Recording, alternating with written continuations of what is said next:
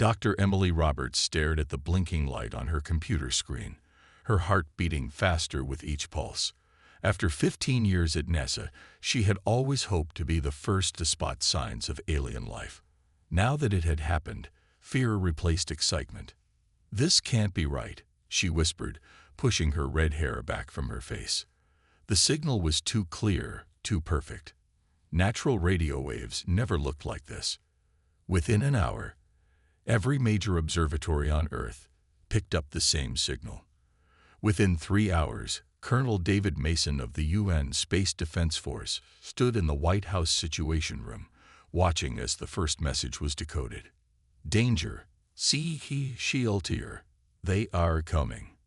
The warning came from the Viridians, a peaceful race of tall, blue-skinned beings who appeared on Earth's screens 12 hours later.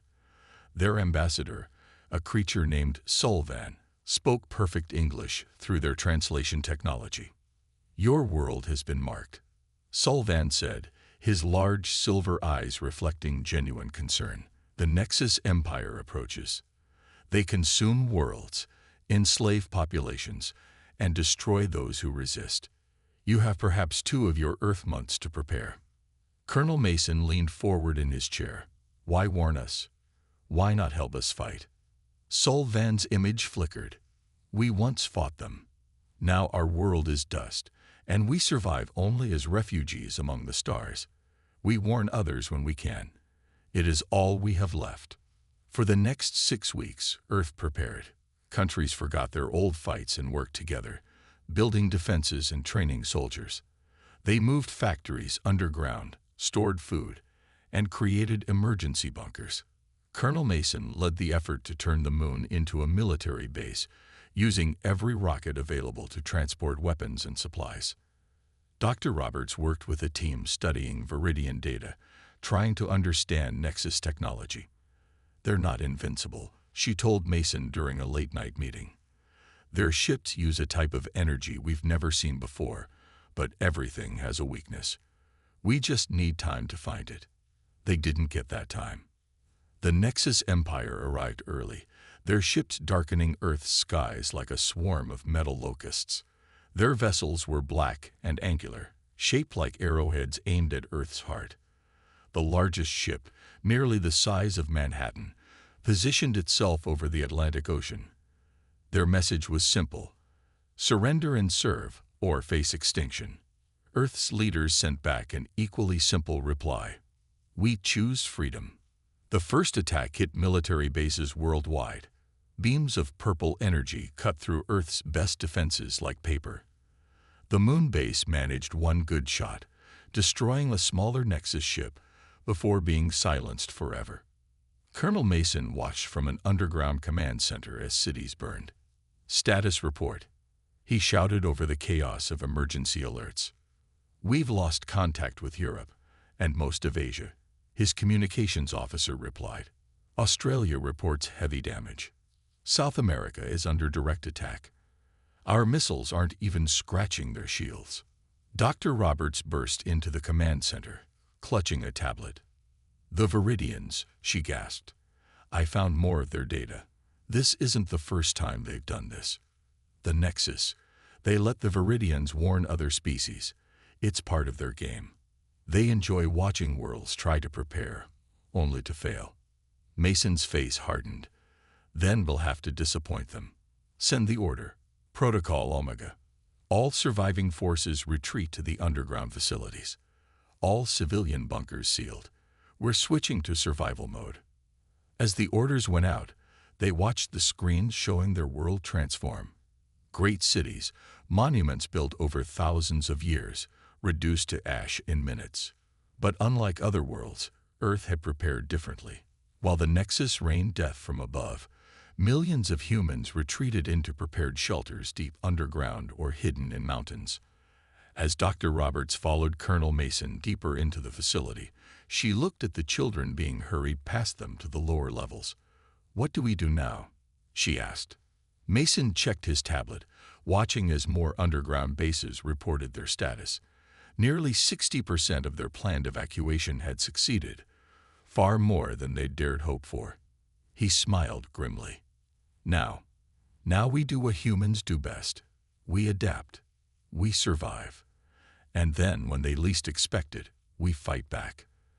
The Nexus thinks they're hunting us. He turned to the massive screen showing the enemy ships above. They don't realize it yet, but they've just created their own worst nightmare. In the darkness of space, the Nexus ships continued their bombardment, unaware that with each blast, they were forging their future destroyers. Humanity had lost its first battle, but the war was far from over. Deep underground, the seeds of resistance were already taking root. 6 months after the invasion, the Montana complex buzzed with activity. Director Rachel Foster walked through the dimly lit corridors, her footsteps echoing against metal walls. At 52, with gray streaks in her dark hair, she carried herself with the confidence of someone used to making hard choices. The complex, built inside an old mountain, now housed 30,000 survivors. It was one of the largest underground cities humanity had left. Rachel stopped at a viewport overlooking the main cavern, watching people go about their daily lives. Hydroponic gardens glowed with artificial sunlight. Children attended classes in converted storage rooms. Life continued, even if it wasn't the life they'd known before. Director Foster. Dr. Brian Kelly's voice carried down the corridor.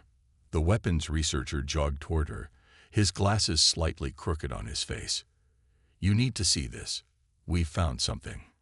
Rachel followed him to the research lab, where dozens of screens displayed data from salvaged Nexus technology. The lab had been Brian's home for the past 3 months. Empty coffee cups and half-eaten protein bars cluttered his desk. "Look at this," Brian pointed to a screen showing wave patterns. "Every time we hit their shields with quantum-based weapons, there's a tiny fluctuation. It's like their technology can't handle quantum uncertainty." Rachel leaned closer. "Can we use this?" "Maybe." Brian pulled up more data. "Their whole empire is built on perfectly predictable energy patterns. But quantum mechanics is all about uncertainty. It's like they never developed quantum technology at all." A young scientist burst into the lab. "Director, we're picking up a transmission from the Denver complex." Rachel rushed to the communications room. The large screen flickered to life, showing a familiar face, Colonel Mason, looking older and more tired than when she'd last seen him. "Rachel, we've got trouble," Mason said. "The Nexus found one of our smaller bunkers in California. 3,000 people. He paused, fighting for control. No survivors." Rachel's hands tightened into fists. "How?" "New scanning technology. They're adapting, learning to find us. We need a weapon, Rachel. Something that works." "Actually," she said, "we might have something." "Brian, show him." As Brian explained their quantum discovery, Rachel watched Mason's face change from despair to cautious hope. "How long to develop a working weapon?" he asked. "That's the hard part," Brian admitted. "We need better equipment, parts we can only get from the surface." Rachel made her decision. "I'm authorizing Project Phoenix. We'll send teams to the surface to salvage what we need." The next week was a blur of activity. Rachel selected the best survivors for surface missions, people who knew how to fight, how to hide, how to survive in the wasteland above. Each team carried radiation suits and oxygen masks. The surface air was still toxic from the bombardment. The first team returned with burned skin and haunted eyes, but they brought back crucial parts from an abandoned quantum research facility. The second team didn't return at all. The third found survivors from other bunkers and brought them back, along with stories of Nexus patrols and automated hunters. 2 weeks later, Brian called Rachel to the test chamber. They had built a prototype, a small quantum disruption device. Through thick glass, they watched as the device fired at a piece of salvaged Nexus armor. The armor didn't just break. It unraveled, its perfect patterns dissolving into chaos. "It works," Brian whispered. His hand shook as he adjusted his glasses. "It actually works." Rachel immediately called Mason. When he saw the test results, he smiled for the first time in months. "How soon can you make more?" We'll need help from other complexes, Rachel said, everyone working together. And we'll need more parts from the surface. You'll have whatever you need, Mason promised. This is the first real hope we've had. That night, Rachel stood at her favorite viewport, watching her underground city. A small girl played nearby with a worn stuffed animal, singing softly to herself. The sight made Rachel's throat tight. We're not just surviving anymore, she said softly to Brian, who had joined her. We're getting ready to fight back. Brian nodded. The Nexus thinks they won because they drove us underground. They don't realize they just gave us time to study them, to find their weakness. Rachel watched as more survivors arrived from a surface mission, carrying precious salvaged equipment. How long until we can strike back? A few months to build enough weapons. Then we'll need to train people to use them. Good. Rachel's eyes hardened. The Nexus thinks humanity is finished, hiding in holes like rats. They're wrong. We're not hiding. We're preparing. And when we're ready, they'll learn why you should never corner a human. Deep in the mountain, the sounds of construction continued. Project Phoenix was underway, and with it, humanity's chance for revenge was taking shape. 1 year into the occupation of Earth, Lauren Wilson sat in her cramped workshop in the Montana complex, surrounded by broken alien technology. At 26, she was the youngest lead engineer in the Resistance. Her desk was covered with pieces of a Viridian power core they had found in the ruins of their outpost. "Come on, show me your secrets," she muttered, connecting another wire to the damaged core. For 3 weeks, she had worked 18-hour days trying to understand how it worked. The other engineers said it was impossible. The technology was too advanced. Lauren didn't believe in impossible. The core suddenly hummed to life, giving off a soft blue glow. Lauren jumped back, then leaned forward with wide eyes. "Got you." Captain Steve Martinez rushed into her workshop at the sound of her excited yell. "What happened? Are you okay?" His hand was on his weapon, ready for trouble. "Steve, look." Lauren pointed to the glowing core. "I figured it out. The Viridians didn't just use normal power. They used something like quantum entanglement. Their whole system is based on connected particles." Steve relaxed and moved closer to look. At 32, he was one of their best test pilots, especially for experimental craft. "Can we use it?" "Better." Lauren grinned. "We can copy it. And if we combine this with our quantum disruption weapons." She typed quickly on her computer, showing him the possibilities. Steve whistled. "We need to tell Director Foster about this." Within an hour, they sat in the main conference room with Rachel Foster, Brian Kelly, and several other leaders. Lauren explained her discovery, using simple drawings to show how it worked. "The Viridians were geniuses," she said. "They found a way to use quantum entanglement for power generation. It's cleaner and more powerful than anything we've ever made. And the best part? The Nexus can't track it because it doesn't work like their technology." "How long to build something useful?" Rachel asked. "Give me 2 weeks and a team. We can have a working prototype ready for testing." They got to work immediately. Lauren's team took over a large storage area, turning it into a makeshift factory. They built their first vehicle in 10 days, a small scout ship that used both Viridian power and human quantum weapons. Steve volunteered to test it. "If something goes wrong, better me than someone else," he said with a smile that didn't quite hide his nervousness. The test flight was scheduled for night, when Nexus patrols were less frequent. Steve sat in the cockpit, running through his checks. Lauren stood nearby, biting her lip. "Remember," she said through his radio, "the power core is stable, but don't push it past 80% for this first test." Steve nodded. "Copy that." Beginning launch sequence. The small ship rose silently into the air. Its hybrid engines gave off no heat or radiation that Nexus sensors could detect. Steve guided it through the hidden exit tunnel and into the night sky. For the first time in a year, a human aircraft flew freely above Earth's surface. Steve kept the ship low, weaving between ruined buildings. His heart pounded as he spotted a Nexus patrol ship in the distance. "Contact," he whispered into his radio. "Should I engage?" Rachel's voice came back firm. "Negative. This is just a test flight. Return to base." But as Steve turned back, the Nexus ship spotted something else. A group of survivors running for cover. The alien ship moved to attack them. Steve made his decision. "Sorry, Director. Can't let this happen." He turned his ship toward the Nexus vessel, powering up the quantum weapons. The battle lasted less than 30 seconds. The Nexus ship never saw him coming. One burst from the quantum disruptors, and the alien vessel fell from the sky in pieces. When Steve landed back at the base, he expected to be in trouble. Instead, he found the command center celebrating. Lauren hugged him as soon as he stepped out of the cockpit. "It worked," she cried. "Everything worked perfectly." Rachel walked up to them, her face serious but her eyes shining. "Well done, both of you, and those survivors you saved. They're from another resistance group. They have their own bunker, their own scientists. They want to work with us." Brian joined them, holding a tablet. "It gets better. We're getting messages from all over. Other resistance groups saw what happened. They want the plans for the new ship. They want to fight back."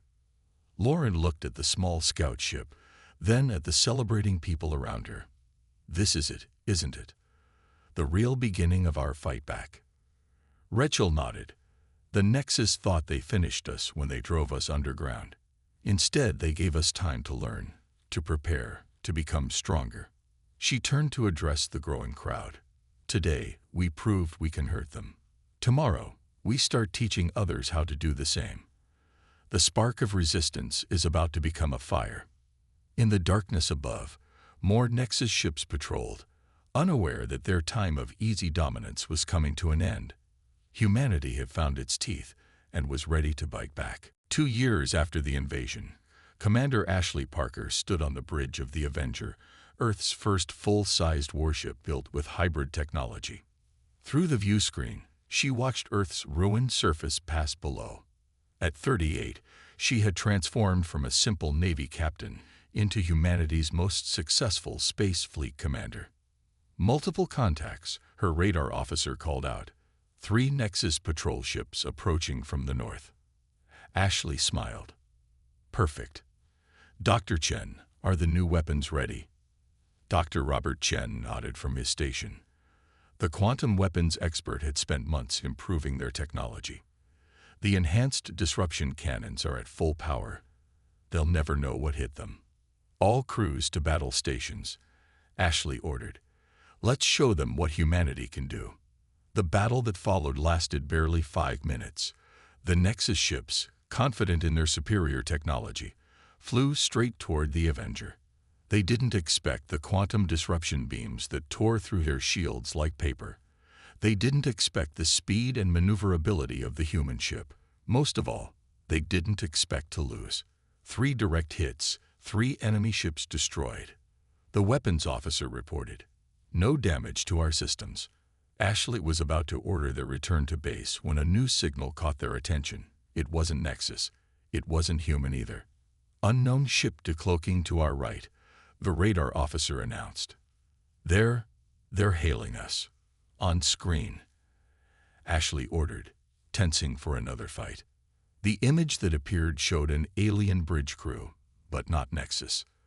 These creatures were tall and slender, with silvery skin and large eyes. They looked almost like the Viridians, but different. "Greetings, warriors of Earth," their leader spoke in careful English. "I am Captain Zar-El of the resistance ship Starlight. We have been watching your fight against the Nexus with great interest." Ashley straightened in her chair. "You're fighting the Nexus too. Many species fight them. Many hide. But none have had your success." Zar-El's large eyes blinked slowly. "We wish to learn from you, and perhaps to join forces." Back at the Montana complex, Ashley and Dr. Chen sat with Director Foster and the other leaders, discussing the meeting with Zar-El's people, the Lyrans. "They'd been fighting the Nexus for decades," Ashley explained. But they never thought of using quantum technology against them. When they saw our success, they knew they had to contact us. They're not the only ones, Rachel added. We're getting signals from 3 other species who want to join our fight. They're calling it the Coalition of the Oppressed. Dr. Chen pulled up images of their new allies on the main screen. Besides the Lyrans, there were the reptilian Draconians and the crystalline Quartz Collective. Each species had their own technology, their own ways of fighting. The Lyrans have incredible stealth technology, he explained. The Draconians are masters of planetary warfare. And the Quartz Collective. They can process information faster than any computer we've ever seen. Together, Ashley said, we could actually win this war. The next few weeks were busy with planning and coordination. The Montana complex became the heart of the Coalition's operations on Earth. Alien ships landed in secret, bringing technology and knowledge to share. Ashley worked closely with Zar-El, combining Lyran stealth systems with human quantum weapons. The results were devastating. Coalition ships began hitting Nexus bases across 3 star systems, disappearing before reinforcements could arrive. One evening, Ashley found Dr. Chen in his lab, studying Quartz Collective data crystals.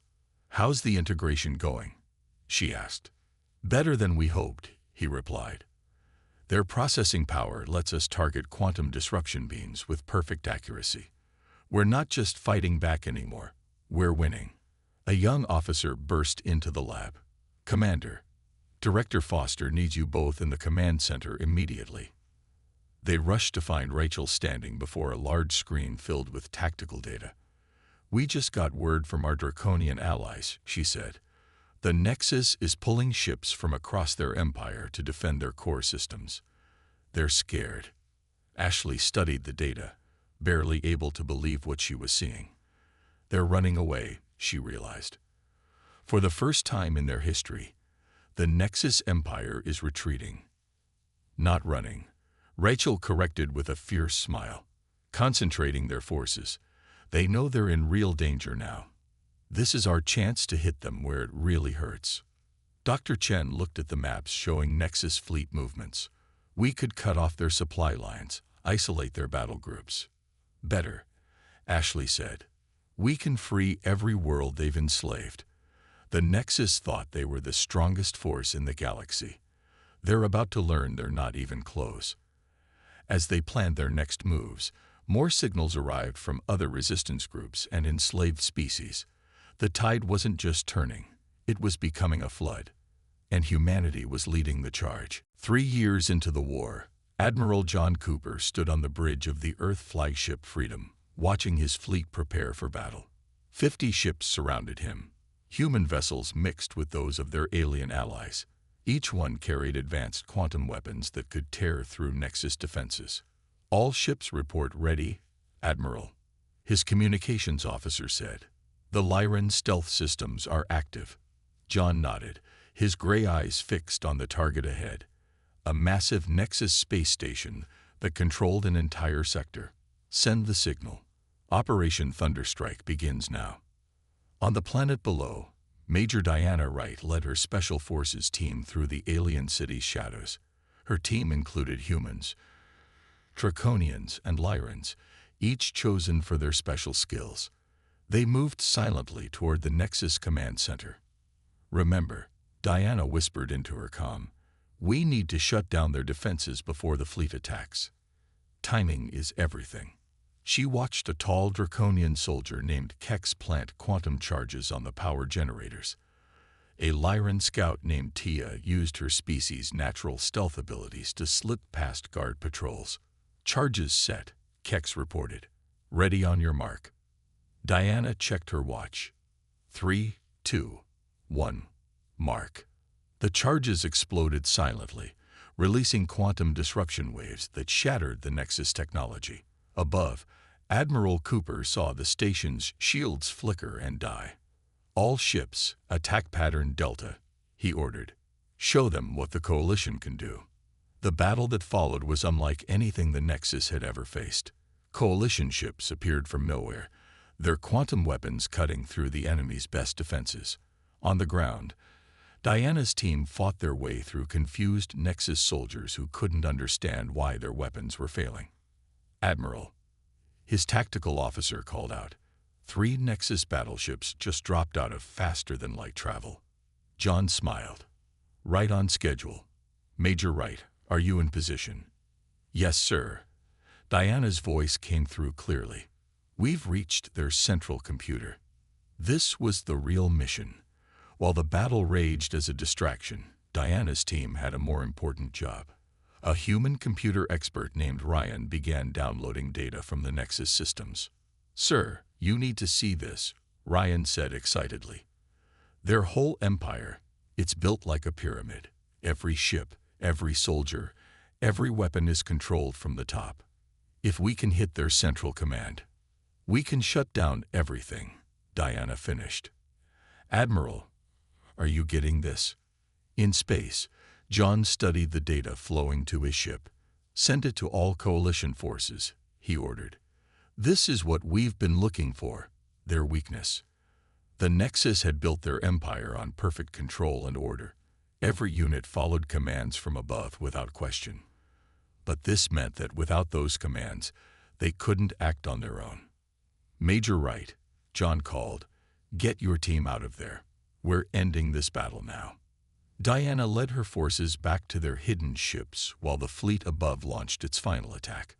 The Nexus forces fought back hard, but they couldn't match the Coalition's combination of human quantum weapons, Lyran stealth, and draconian battle tactics.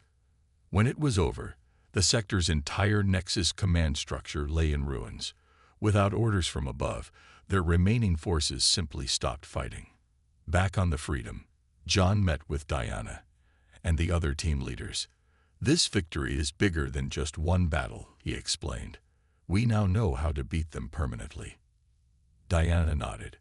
Hit their command centers, and their forces can't fight back. They never planned for losing control. They never planned for anything going wrong, Ryan added. Their whole empire is based on perfect order. They don't know how to handle chaos. And chaos, John smiled, is something humans are very good at creating. News of the victory spread quickly through coalition forces. More alien races joined their cause, seeing that the Nexus could be beaten. Ships and soldiers arrived daily, ready to fight for freedom. In the Montana complex, Director Foster received the battle reports with growing hope. Send word to all coalition forces, she ordered. The next phase begins now. We're taking the fight to their core worlds. Dr. Chen looked up from his work on new quantum weapons.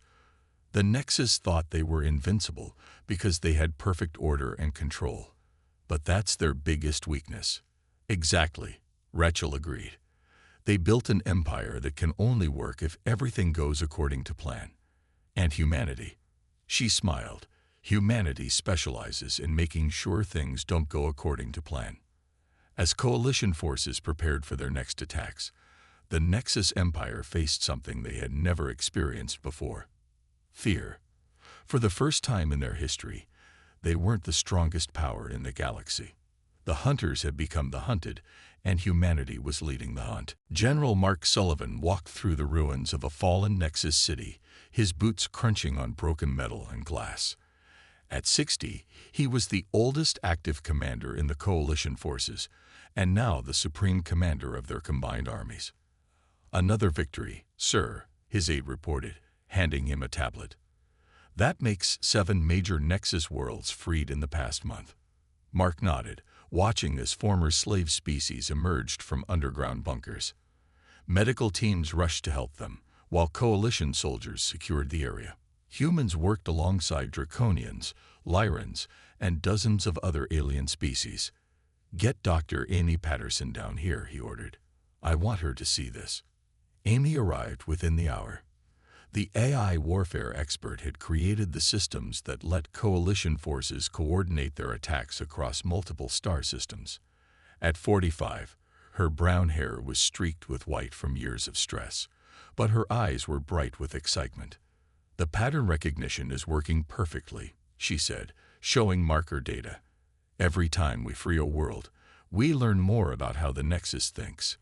My AIs can now predict where they'll retreat to, how they'll try to defend themselves. A group of freed aliens approached them.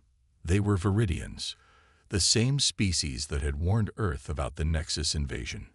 The sight made Mark's heart heavy, remembering how their warning had come too late to save Earth from destruction. "You freed us," the Viridian leader said, his silver eyes filled with tears. "We never thought we'd see our world again." "This was your homeworld?" Amy asked softly. The Viridian nodded. "The Nexus turned it into a factory world after enslaving us.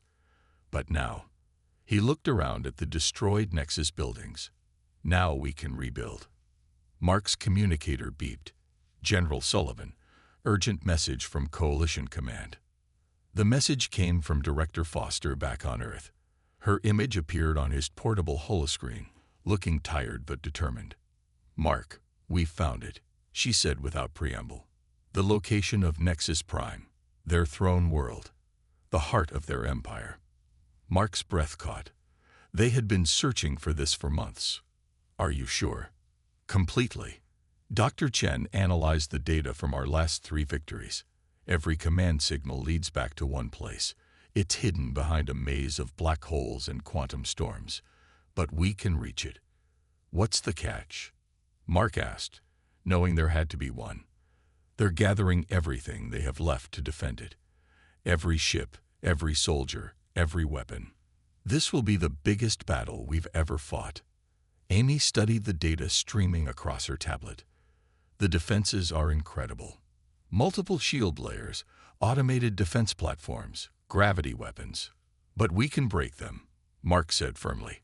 He turned to the Viridian leader. "Would your people join us? Fight alongside us to end this once and for all." The Viridian straightened to his full height. "We will fight, as will every species they enslaved. The Nexus took our worlds, our freedom, our hope. Now we take everything from them." Over the next week, Coalition forces gathered from across the galaxy. Ships arrived by the hundreds, then thousands. Species that had hidden from the Nexus for generations came forward to join the fight. The greatest fleet ever assembled filled the space around the liberated Viridian homeworld. In his command center, Mark reviewed the battle plans with Amy and his other leaders. "The key is their command structure," he explained. "If we can reach their central control systems, Dr. Patterson's AI viruses can shut down their entire network." "Getting there won't be easy," Amy warned. "They'll fight harder than ever. They know this is the end." "Good," Mark said grimly. "I want them to know fear. I want them to feel what they made every other species feel. When we hit them, I want them to understand exactly why they lost." He stood and looked out at the massive fleet preparing for battle. Human ships flew alongside vessels of every shape and size. Former enemies now worked together, united by their hatred of the Nexus. "Send the signal to all ships," he ordered. "Operation Final Dawn begins in 12 hours. The Nexus thought they could break us, enslave us, rule us through fear. Instead, they created the force that will destroy them." As the Coalition fleet prepared for the greatest battle in galactic history, Mark thought about Earth, still scared but rebuilding. He thought about every world the Nexus had burned, every species they had enslaved, every life they had destroyed. "They wanted to rule the galaxy through perfect order," he said quietly. "Instead, they united it against them. Humanity didn't just survive. We became what every enslaved species needed. We became their vengeance." Fleet Admiral Sarah Mills stood on the bridge of the Earthfire, the largest warship ever built by human hands. Around her, the combined Coalition fleet stretched as far as the eye could see. Over 10,000 ships ready for the final battle. "All fleet commanders report ready," her communications officer announced. "The Lyran stealth ships are in position. Draconian assault forces standing by. Quantum weapons at full power." Sarah nodded, her face set with determination. At 48, she had seen Earth burn, lived underground, and fought back from the edge of extinction. Now she would end this war. "Send the signal," she ordered. All ships, execute final dawn. The battle for Nexus Prime began with a flash of light that lit up half the galaxy. Coalition forces struck from every direction at once, their quantum weapons tearing through the outer defenses of the Nexus throne world. In his command center below, Chief Engineer Kevin Hayes watched the battle through multiple screens. He had spent the last year building the ultimate weapon, a device that could shut down every Nexus system at once. Fleet Admiral, he called over the comm. The quantum cascade device is charged and ready. We just need to get close enough to their central control spire. Above, Sarah's fleet fought through waves of Nexus defenders. The enemy fought desperately, knowing this was their last stand. But they couldn't match the combined might of a unified galaxy. Draconian forces break through Sector 7. Sarah commanded. Lyran ships provide stealth cover. Human vessels concentrate quantum fire on their main shields. The battle raged for hours. Ships exploded like new stars being born. The space around Nexus Prime filled with debris and fire. But slowly, steadily, the coalition forces pushed forward. Admiral, her tactical officer shouted, their inner shields are failing. We have a shot at the central spire. Sarah keyed her comm. Kevin, this is your moment. Are you ready? In his lab, Kevin stood next to his creation, a device that combined human quantum science with technology from every coalition species. Ready, Admiral. Just get me close enough. All ships cover the Earthfire, Sarah ordered. We're going in. The massive human flagship drove straight toward the heart of Nexus Prime. Enemy fire splashed against their shields, but they pushed through. Coalition ships surrounded them, taking hits meant for the Earthfire, sacrificing themselves to ensure the mission succeeded. We're in range, Kevin reported. Initiating quantum cascade. Now. The device activated, sending waves of quantum disruption across the entire Nexus system. Their perfect technology, based on absolute order and control, couldn't handle the chaos of quantum uncertainty. Ships stopped working. Weapons fell silent. Defense systems crashed. On the surface of Nexus Prime, the great control spires that had commanded an empire for thousands of years began to collapse. It's working, Kevin shouted. Their whole system is falling apart. Sarah watched as the mighty Nexus Empire crumbled before her eyes. All coalition forces begin planetary operations. Free every slave, secure every facility. The war ends today. The fighting was over in less than an hour. Without their technology, the Nexus leaders surrendered quickly. Coalition forces found them hiding in bunkers deep underground, just like they had forced so many others to hide. Later, Sarah and Kevin stood in the ruins of the Nexus Command Center. Representatives from every coalition species gathered around them. What do we do now? Asked the Viridian ambassador. How do we rebuild after so much destruction? Sarah looked at the former slaves being freed from their cells, at the coalition forces helping them to safety. We do what humanity learned to do, she said. We adapt. We help each other. We build something better. The Nexus tried to rule through fear and control, Kevin added. We'll build a galaxy based on cooperation and freedom instead. Messages poured in from across the stars as word of the victory spread. Celebration filled every freed world.